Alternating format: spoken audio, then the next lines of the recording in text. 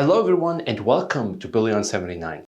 I want to start this video with something simple to understand and then progress into all different ways inflation is hidden. And later in the video, I will explain why that's being done and who benefits from it. But before we start, please smash that like button and press the bell button so you don't miss any of our newest videos. Let's go. All right, so the first and most obvious one is the way increases in rental prices are happening and measured. How would you do that? How would you measure the increase in rental prices? Well, you would simply look at what rental prices were, let's say a year ago, and compare that to what rental prices are now, a year later, right? Well, homeowner equivalent rent is simply asking people what they think the rent is, not what it actually is. So you can try this experiment yourself. If you talk about how expensive things have gotten with your boomer parents or grandparents, you might hear something like, oh, back in my days, a house was $150K and rent was $200. Yeah, something like that would be the answer, right? So it's not an accurate method at all. Another method which is well known is that they have been changing the basket of how they measure inflation over time. You might already know this. So core inflation, for example, core inflation, does not include energy and food, which are both commodities and the major things going up, especially energy going up first in the supply chain. So I want to present two charts to you right here. So inflation won't look like it's going up if we dump a bunch of oil from our strategic petroleum reserve or manipulate markets, even energy markets, down so much that it's impossible to see the effects based on the chart that we are provided. But not only that, they're not only changing the basket and how to measure inflation, but they even discontinued the M2 money supply. We can clearly see that the government has an incentive to fool the public around money supply and the economy. They have to be re-elected, and that's their job. And everything to do in the public has to look like everything is under control and there's no need for panic. Well, maybe not panic for now, but if you haven't noticed already, we're printing a ton of money.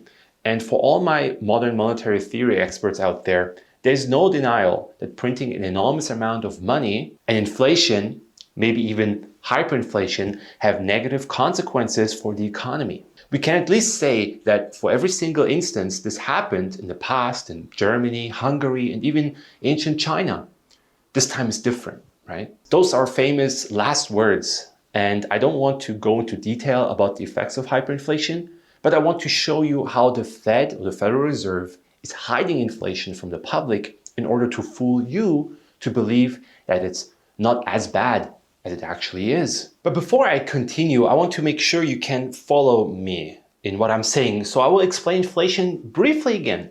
So inflation is when the value of a currency is going down as the money supply increases and as prices of goods and services produced are going up, meaning you can buy less stuff with the money available to you at that time. Hyperinflation is inflation of steroids. Basically, the value of a given currency devaluing so much that what you buy today for, let's say, $100 worth will cost you $10,000 tomorrow. And there's no reason for you as a consumer to save money, and not any incentive for suppliers to produce, sell, or conduct business when what they are selling today, they could have been selling tomorrow for a much higher price. And a key point here is that during hyperinflation, or when hyperinflation occurs, it only happens because faith in the currency is lost. So this is why following hyperinflation usually comes extreme poverty. But how is inflation measured, or more specifically, the money supply? Like, how do you measure inflation in the money supply? Well, at least in the US, it's measured using the M1 and M2s.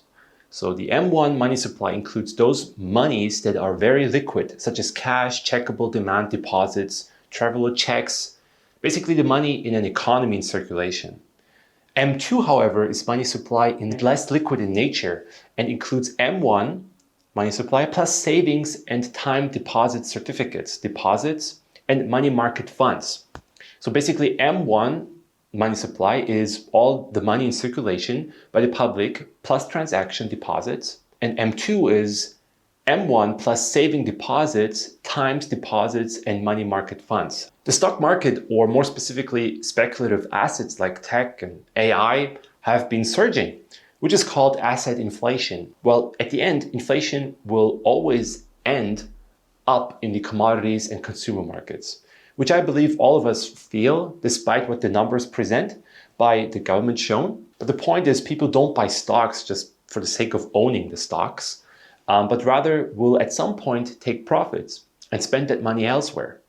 That flow of money from assets to consumer markets and overall the economy and economic activity, with money being earned, invested, and spent, is also known as the velocity of money. The velocity of money has never been this low in 2020. Savings in the form of cash in saving accounts have never been higher before the pandemic started, not too long ago, and the stock market saw the fastest recovery ever after that crisis. And the Federal Reserve has removed counting savings in the form of cash in saving accounts from the M2 money supply, meaning money being saved in saving accounts, which has been higher than ever right after the pandemic started, is only now heading up again, and so is the velocity of money. But the strange thing is, savings are not counted towards the inflation anymore.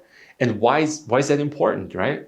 Well, just like I said, the inflation we would normally experience due to increased money printing and spending in the consumer markets is being saved and invested instead with a global lockdown and pandemic. So there's just nowhere else for this amount of extra cash to go but to be saved. Because why spend it if a new strain will be discovered tomorrow, or if you're being laid off again, right? It just makes sense for people to save and invest instead. This was the case. So the velocity of money has never been this low, even counting in the dot-com bubble and housing collapse together. But now we can see it's heading up again, now in 2024. So the last method is simply lying. Yeah, propaganda, calling it supply chain disruptions or demand destruction. Hiding the manipulation, which is so obvious by now that since not even wars in the Middle East move oil prices significantly. But the real question is why? Why are they doing that? Well, the Federal Reserve's real job is not to lower inflation, but to keep the government solvent and keep you from panicking, which is exactly why they're always keeping you at the edge of rate cuts or soft landing, etc. It's all breads and circuses. Another reason to have inflation or to want inflation is that inflation is actually good if you have excessive amounts of overspending and you're just piling up massive amounts of debt. So the government borrows money from the Fed via a middleman, the banks, who are dependent on the Fed's bailout, who went bankrupt in 2023. So they went bankrupt, but then they got a bailout in form of a credit. And since it's a credit, it's not included in the money supply, even though it has the same effect and causes the same exact inflation. Because it's just the government borrowing money from the Fed, which prints it, gives it to the banks as a credit, and the banks are forced to buy treasuries with that printed money, and the government spends that money in the economy, which causes inflation. And here's the trick. You can actually print away the debt if you keep piling on more debt. If you borrow, for example, $100 with 1% interest for 1 year, how much do you pay me back if I borrow you that money? And how much do I make? Well, I would make $1 from lending you $100 for 1% interest at the end of that year, okay? So now imagine the same scenario, but this time the inflation rate is 2%. If the inflation rate is 2% and the debt you're paying back is only 1%, well, the money devalues faster than you paying it back. So I lost money by borrowing money to you. So it actually benefits the government to have at least some inflation because they're the ones taking on debt. And I want to end this video by briefly talking about deflation. So in the current debt-based fiat system, there's no deflation. Prices just go up less fast. That is also known as disinflation.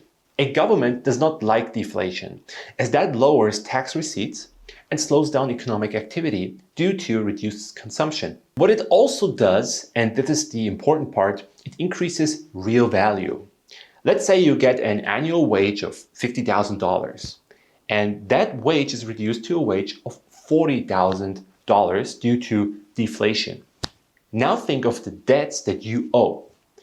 They didn't change, right? They didn't change to positive, no. Since your wage is lower now, the burden of your existing debt now increased, in our example, by 20%. And that is exactly why governments hate deflation. Thank you very much for watching this video. We're trying very hard to bring you a new video about topics nobody really explains and talk about in a understandable and simple manner. Please don't forget to like and share this video and comment in the comment section what you think.